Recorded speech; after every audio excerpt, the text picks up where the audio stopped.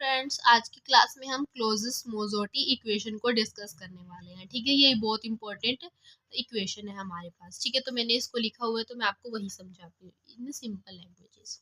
हमारे पास ये फिगर है, ठीक है, जो हमने क्या किया, एक क्या लिया है, ये प्लेट्स लिया हमने, ठीक है, इलेक्ट्रिक प्लेट्स लिए, और यहाँ पे क्या हो रहा है, चार्ज जनरेट हो रहा है, negative and positive charge generate हो रहा है। जो इस फील्ड की जो स्ट्रेंथ है वो क्या है, ई है। क्या है, इलेक्ट्रिक फील्ड की स्ट्रेंथ क्या है, ई है।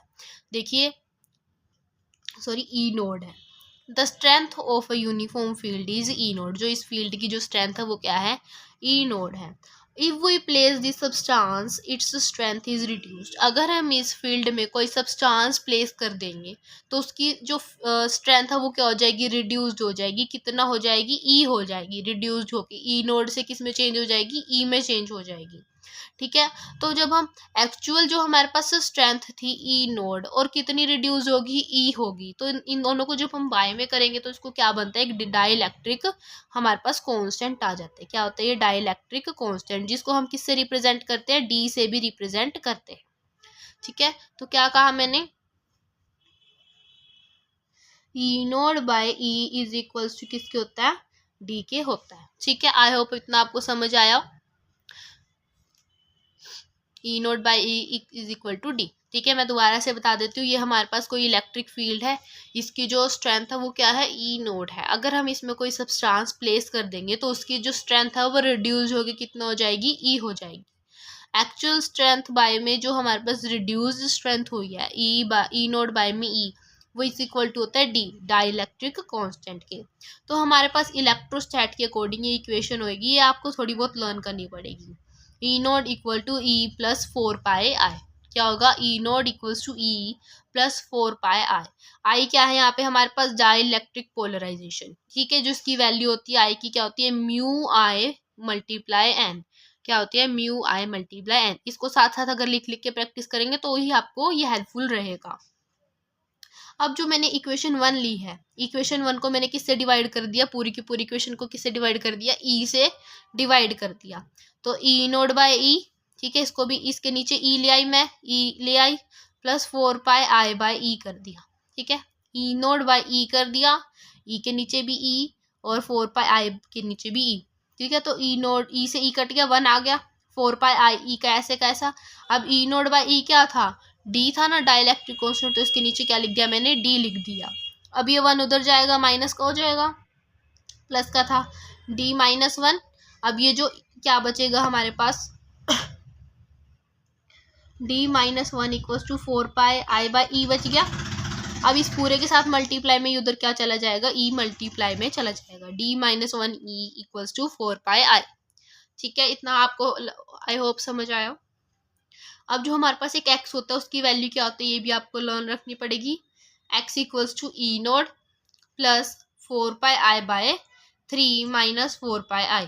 क्या होगी, E naught plus 4 pi I by 3 minus 4 pi I.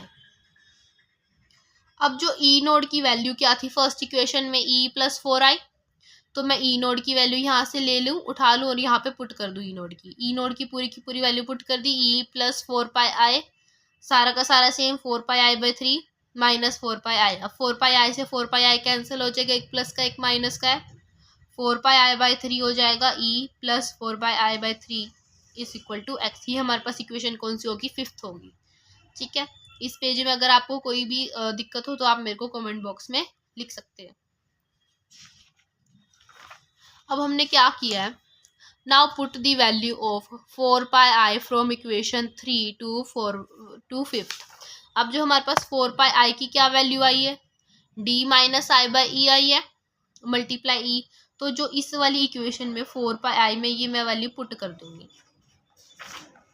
D minus आई, ये थी हमारे पास value, D 4 pi equals to D minus 1 E. ठीक है, अब क्या हुआ, X equals to E plus 4 pi I की वैल्यू डी माइनस 1 ई, तो ये वैल्यू पुट कर दी बाय में 3, तो यही लिखा है मैंने। अब क्या होगा, ई कॉमन आ गया पूरी इक्वेशन में से, ई कॉमन ले लिया, ब्रैकेट में 1 प्लस प्लस का प्लस जी माइनस 1/3। ठीक है, अगर इसका एलसीएम लोगे तो आप क्या बनेगा, 3+d-1 में 3 बनेगा। 3 - 1 2, 2+d या d+2 भी लिख सकते हो 3, यही बनेगी इक्वेशन। तो यही लिखी हो क्या हमने, ये हमारे पास इक्वेशन क्या होगी, 6th होगी। x की वैल्यू ये निकल गई। अगर जो अब इक्वेशन एक तो ये निकली है e(d+2/3) और एक क्या निकली थी पीछे e+4/3 पाए आई निकली थी। इन दोनों को हमने क्या रख देना, इक्वल रख देना, क्योंकि ये भी x की वैल्यू वो भी x की वैल्यू, तो ये रख दिया इक्वल, ये वाली भी रख दी इक्वल। अब ये इधर चला जाएगा, माइनस का हो जाएगा, ठीक है। अभी पूरे में से कॉमन ले लो, दोबारा से ले लिया कॉमन, तो -1 एक अंदर रह जाएगा। अब फिर से एलसीएम लिया तो 3 का 3 आ जाएगा। 3 - 2 क्या हो जाएगा, -1, क्योंकि साइन के साथ साइन किसी साथ बड़े के साथ है, माइनस का तो -1। d-1/3 इज मल्टीप्लाई में आई, और ये सारा का सारा ऐसे कैसे सेम चलता रहा। देखिए हमारे पास क्या थी, एक तो x था, ठीक है, इसकी इक्वेशन ये आई थी, और एक हमारे पास था ये e+4/3 पाई आई। अभी हमने इन दोनों को x को जो वैल्यू थी ना वो इक्वल रख दिया है, ठीक है, इस वाली इक्वेशन और पीछे वाली इक्वेशन को इक्वल रख दिया है, ठीक है। अब क्या होगा हमारे पास,